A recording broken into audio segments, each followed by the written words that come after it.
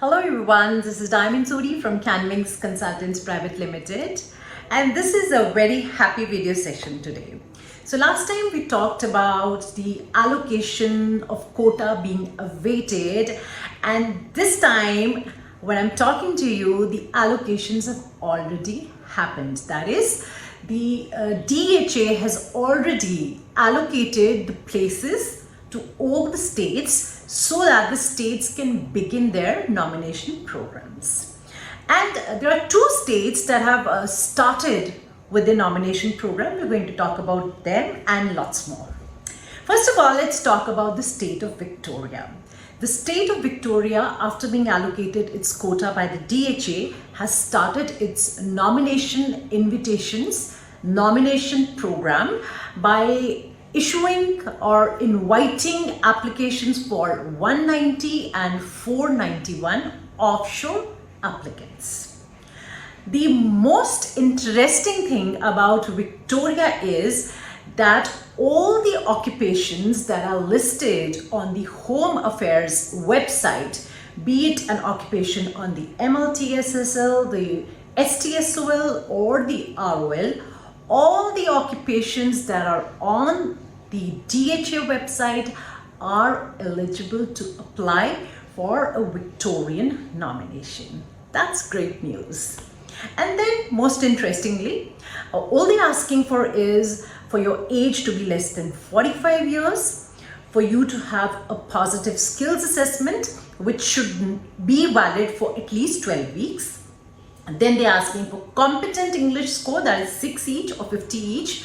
Again, your English proficiency score should be valid for at least 12 weeks. The points they're asking for are just 65 points. And there's a little bit of rider or the caveats I'm going to talk about. They're first going to prioritize the health occupations and then the other occupations. And most importantly, those people who've been living in another Australian state, so typically that applies to onshore applicants, are not eligible to apply for Victorian nomination at this time. But all offshore applicants who've not lived in any Australian state in the last few years, of course, are eligible to apply. Now I come down to Tasmania. Tasmania has been allocated the interim quota. So what we mean by an interim quota is that right now they've got some limited spaces to be followed by more allocations later. So they're going to take their nomination applications in a phased manner. Basically in this, for the interim program, they're going to be giving out 2,000 nominations for 190 visa and 1,350 nominations for 491 visa. So after the first quarter is over, after about 3 or 4 months, the second phase will begin, followed by the third phase. So who will be applying in the first phase that begins shortly?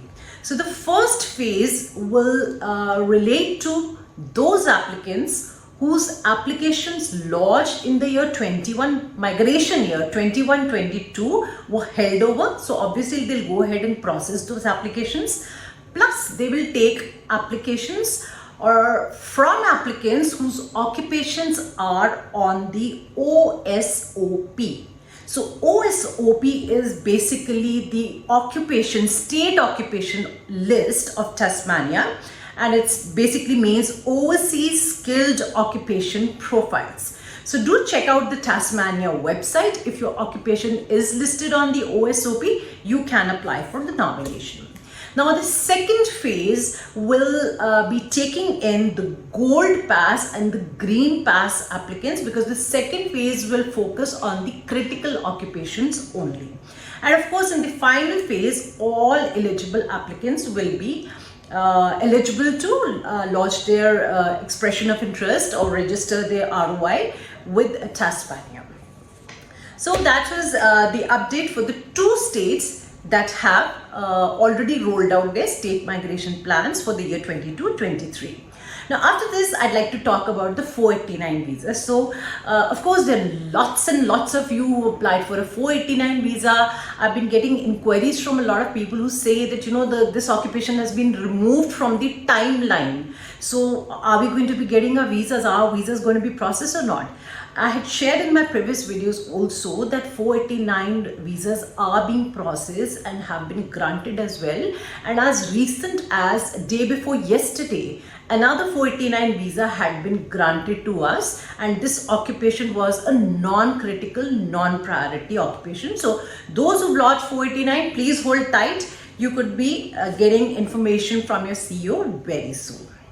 Now, I'd also like to share with you that as far as the state of ACT is concerned, Canberra is concerned, they had approved the nominations for some applicants recently, but they could not issue them the invitation to apply for a visa. Of course, the DHA could not issue them because the DHA had not allocated this quota to Canberra, because of which those people had to just sit there with an approved nomination but not get an invitation to apply for a visa. And also the ACT had to suspend its fortnightly invitation rounds. Now with the allocation of the quota, the ACT's applicants who had approved nominations have received their invitations to apply for visas from the DHA, and hopefully I do believe that they will resume their invitation rounds very, very soon.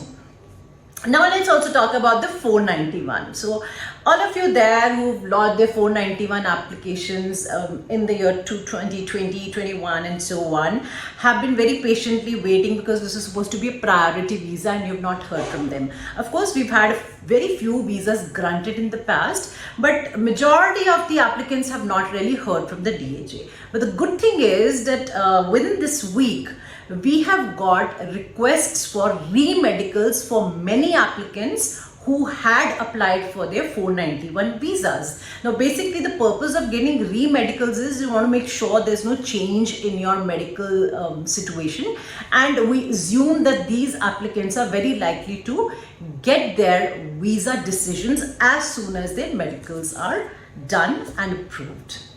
Though some states have opened up, we expect the rest of the states to open up very soon, maybe within the next week. Interestingly, what I'd like you to note here is that the two states that have opened up right now, that is Tasmania and Victoria, have come up with very relaxed eligibility criteria. That is 65 points and they just need competent English.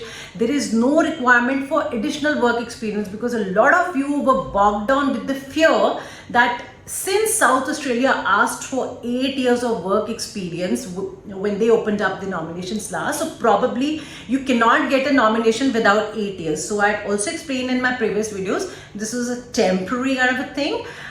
When they start with their regular intake, this condition will be removed. So as you can see that the two states that have rolled out its plan have not asked for any additional work experience. We expect the suit to follow. For those of you who've already got their skills assessment done and got their EOIs lodged, please fasten your seat belts, because lots and lots is going to be opening up in the next week or times to come.